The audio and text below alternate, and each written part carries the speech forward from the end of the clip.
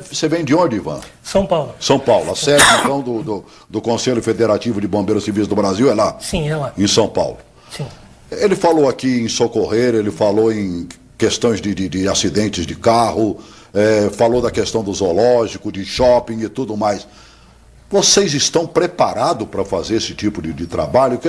Como é que se prepara um bombeiro civil para que ele possa prevenir e atuar no momento necessário? Isso é uma ótima questão. O bombeiro civil, ele, por norma técnica, a BNT, que é um dos documentos mais importantes para a profissão, a primeira norma, e o bombeiro civil é a única profissão no país que tem norma específica na BNT. A única, tão relevante e importante é o desempenho desse profissional. Essa norma da BNT, a 14608, que teve sua primeira edição no ano de 2000, te dá o currículo mínimo de formação desse profissional. Então você, hoje, por norma técnica, para você ir para o mercado de trabalho como bombeiro civil, você tem que ter um curso de formação no mínimo de 220 horas, que a gente chama de formação inicial. Não é aquele que você passa 3, 4 horas lá dentro e... Não, isso é brigada de incêndio ainda mal feita. Né? Na verdade, a grande foco da gente evitar que o nome bombeiro civil mude para brigadista particular é que o profissional de brigada de incêndio é um profissional que, exemplo, aqui na emissora, você tem vários profissionais em várias ações. Por exigência do Ministério do Trabalho e outras, parte desse grupo tem que fazer um curso de brigada de incêndio. E isso é a brigada de incêndio. Só do mesmo jeito que funciona a CIPA e outras comissões. Se você pedir para mim como é que funciona um extintor, aí eu vou ter uma certa dificuldade que eu acho que... E veja só... Primeiro eu vou ter que ler, aí o fogo já consumiu, né? É complicado. Sim. E assim, o brigadista, ele é básico em prevenção e combate a incêndio e primeiros socorros.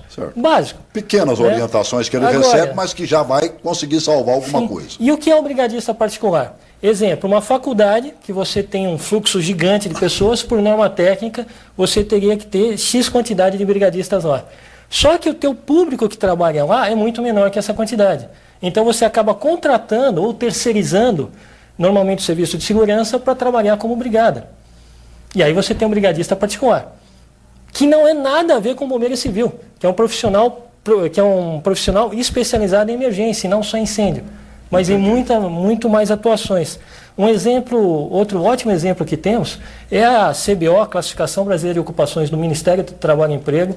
Essa CBO, que é classificação, que existe desde 1977, você tem na família 5171 bombeiro civil e salva-vidas. Então o Ministério do Trabalho já reconhece essa profissão há muitos anos. E você tem uma descrição sumária lá de 21 competências pessoais que esse profissional tem que ter. Você tem 49 equipamentos que ele tem que operar para o trabalho dele, inclusive viaturas de incêndio e equipamentos complexos. E você tem uma relação de 129 atividades que ele desempenha, divididas em 10 grupos principais. Então é um profissional extremamente importante para esse país.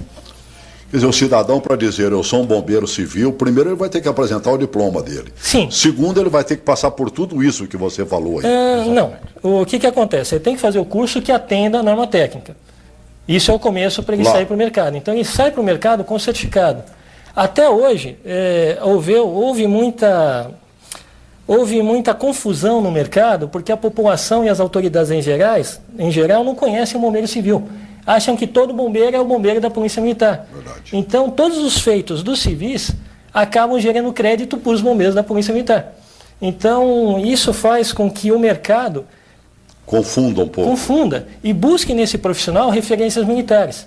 Então, o que acontece? O bombeiro da Polícia Militar, ele é um funcionário público. Certo. Um policial a serviço do Estado. Então, ele tem a funcional. A carteira funcional de funcionário público com bombeiro. Então, quando o bombeiro civil vai para o mercado, o pessoal em alguns estados pede a funcional de bombeiro dele. Aí a escola que formou a pessoa para atender o mercado fornece uma carteirinha de bombeiro para ele. E ainda vem um que quer tirar a eficiência da coisa, ao invés de propagar, ao invés de divulgar e mostrar a necessidade, estabelecer normas para uma empresa de 100 funcionários, 50 funcionários, 300 funcionários, 1000 funcionários. Quantos ele deve ter lá dentro? Só vai complicar mesmo, né? Eu tenho uma notícia muito boa. Duas coisas. Esse negócio da carteirinha está sendo resolvida. O Conselho vai emitir registro para esse profissional no Conselho. E aí nós teremos tanto bombeiro civil que é a pessoa básica que fez o curso, quanto a pessoa técnica, quanto a pessoa superior. Porque você tem hoje bombeiro civil que só fez o curso profissionalizante. E você tem bombeiro civil que fez o curso profissionalizante e também fez uma formação técnica. Você tem bombeiro civil hoje que é técnico em várias áreas. E você tem, da mesma forma, bombeiro civil superior.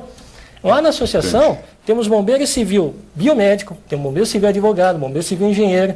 Então você tem, e muitos com formação em segurança do trabalho, enfermagem. Foi o caso que o nosso companheiro aqui do Rio Grande do Sul citou, né? Claro. Você tem lá, desde do servidor braçal, todos, até o cidadão com canudo na mão. E na hora de um salvamento, na hora de uma necessidade, você tem o médico ali. Não, são irmãos. São todos irmãos. E todos trabalham igualmente, então ali não tem história. Não, aqui eu sou o doutor e você é a única possibilidade de existir uma distinção no trabalho, não entre as pessoas, é no momento que tem uma vítima em estado grave, que o médico vai atuar como médico. Aí ele é o chefe da equipe e é indiscutível.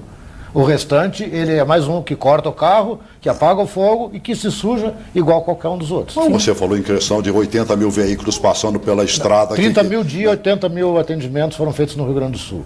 Meu Deus do céu, aí é resultado. Se você não tiver noção dos primeiros socorros, um cidadão acidentado, a primeira coisa que acontece, muitos se tornam em paraplégico, tetraplégico, pela má condução, a má retirada do cidadão, a má colocação desse cidadão. Eu queria até aproveitar para tentar esclarecer um pouco mais a questão do bombeiro voluntário. O bombeiro voluntário não é um voluntário comum, como se diz, que é uma pessoa que, a seu livre-arbítrio, quer ajudar alguém. Tá certo. O bombeiro voluntário é uma pessoa altamente qualificada.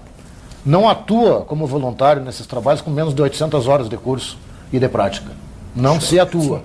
Então, até para auxiliar a discussão anterior, uma brigada de incêndio que se fosse nessa empresa, seriam algumas pessoas treinadas exclusivamente para orientar o pessoal a sair daqui, no momento do início de um sinistro. Quem sabe combater um foco de incêndio do tamanho da cesta de lixo. O tumulto começa ali, e mais nada. Sim. Todo o tumulto que a gente vê... Já o brigadista de incêndio, ele saberia um pouquinho mais, mas o bombeiro civil que é obrigado a saber tudo. Ele faz aquelas 220 horas, ou 40 da BNT, você já tem... e está incluído o estágio de serviço, ele é obrigado a fazer estágio. Então ele não sai de um curso totalmente despreparado, ele já sai com a base não vai assumir muito a função boa. Então veja bem, 240 horas para ser civil, ele vai fazer mais 400 para ser voluntário público. Me dá só um minutinho. Nos segura aí que eu sei que você quer complementar e vai complementar bem. Aqui o telespectador fala a hora que ele quer, viu? Tatiane, boa tarde. Oi, Tatiane. Alô? Você está falando de onde, filha? Eu falo de Águas Claras. Sim. Eu gostaria de parabenizar sobre o tema em questão, porque eu acredito que realmente falta esse incentivo, né, para os profissionais dos bombeiros civis. Até porque, como bem lembrou um dos seus palestrantes aí, eu acho que foi o Júnior, que no zoológico, em áreas que realmente são necessários esses profissionais, é escasso, né? Então, acho que deveria, por parte dos nossos governantes, dar uma atenção maior a esses profissionais, né? Que sempre estão ali para nos ajudar, para nos atender, e que são pouco lembrados, né? Então, eu acredito que falta realmente um incentivo maior para esses profissionais e que vocês estão de parabéns, porque eu acho que realmente é um assunto que deve ser posto em pauta, porque para valorizar mais e lembrar, né, desses profissionais. Tá bem, querido. Um grande abraço, viu, Tatiane? Obrigado pela sua ligação. Aí a importância da gente se esbarrar por todos os cantos e lugares. Eu se eu não me engano, eu te conheci, eu acho que foi lá no Congresso Nacional, não foi? Foi no Congresso. Foi, por quê? Estavam lá brigando, lutando, e quase sempre quando vai lá, leva algum tipo de panfleto, leva algum tipo de comunicação como essa da associação e tudo mais. E aí a gente vai e bate papo mesmo e surge a oportunidade. O convite, inclusive, já está feito há bastante tempo, mas nós estamos aproveitando este momento que este grupo, ele se antecedeu a dezenas e dezenas e dezenas de outros bombeiros civis que estão vindo para Brasília para um grande movimento amanhã no Congresso Nacional, quando se vai tentar conscientizar no Senado, já que passou pela Câmara, que não se corra o risco de acabar com esta profissão, que existe em todas as nações do mundo. E te digo mais, hein, você que está prestando atenção, muitas dessas nações sequer têm a figura do bombeiro militar. Elas sobrevivem praticamente, basicamente, do bombeiro civil e do bombeiro voluntário, que por não ser militar, é um bombeiro civil. Quem é que ia complementar ali? Diga lá. Eu tenho uma notícia muito boa, inclusive para a Tatiane, que acabou de cobrar mais bombeiros nos locais públicos.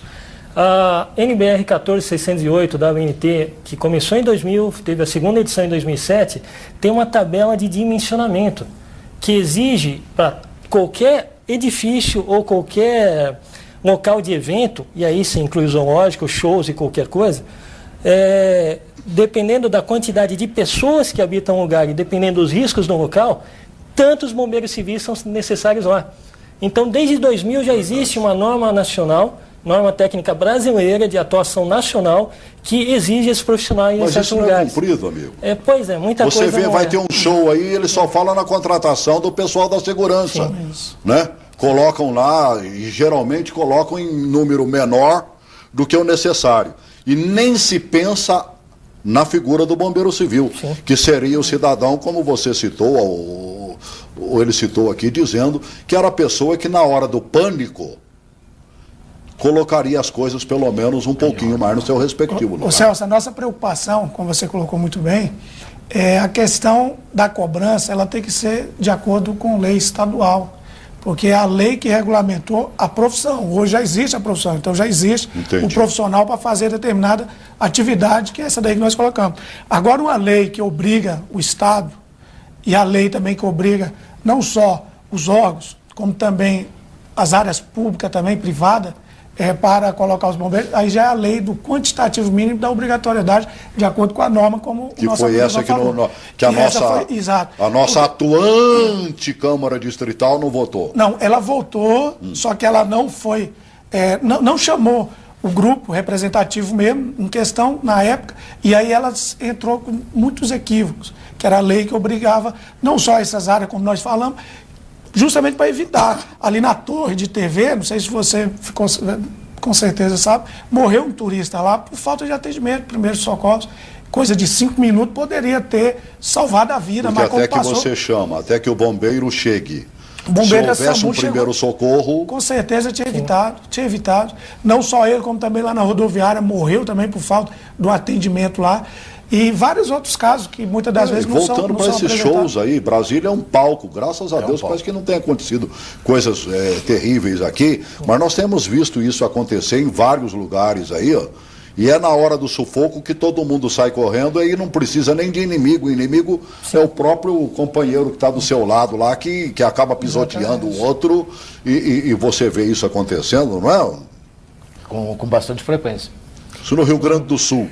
Não, graças a Deus, nesse tipo de ocorrência a gente não tem atuado. Por quê? Porque eles chamam, né? Porque eles chamam. Mas nós fazemos algumas outras coisas também. Nós temos também trabalhado lá já há algum tempo, montando um grupo de pessoas que vão atuar exclusivamente em catástrofes. Olha. E elas não ocorrem só no Rio Grande do Sul. Está dentro daquilo até que eu disse, que você pertenceu ao grupo de primeira resposta a catástrofes. E aí ainda pergunta, que tal de primeira resposta? Somos os primeiros a chegar e tomar a primeira providência. Então existem os segundos? Os segundos seriam os médicos, assistentes sociais, a logística toda de atendimento à população. Tá certo. Seria o restante da Defesa Civil todo. Só que o braço operacional de toda a Defesa Civil é o bombeiro. É o único que o braço operacional é ele. E até por necessidade, por falta de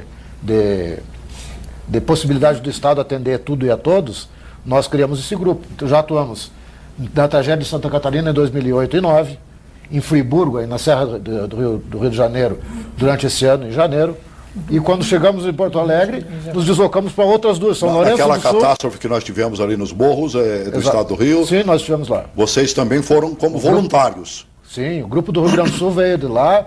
Reunimos pessoas de 6 cidades diferentes. Não vi uma notícia falando de vocês.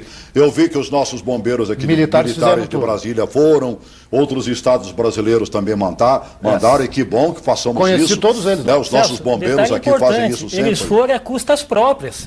Conhecemos todos eles lá. Nós levamos pessoas de 6 cidades diferentes do Rio Grande do Sul e ficamos trabalhando lá junto com os militares do Rio de Janeiro, que por sinal nos trataram muito bem, conseguimos nos irmanar em serviço.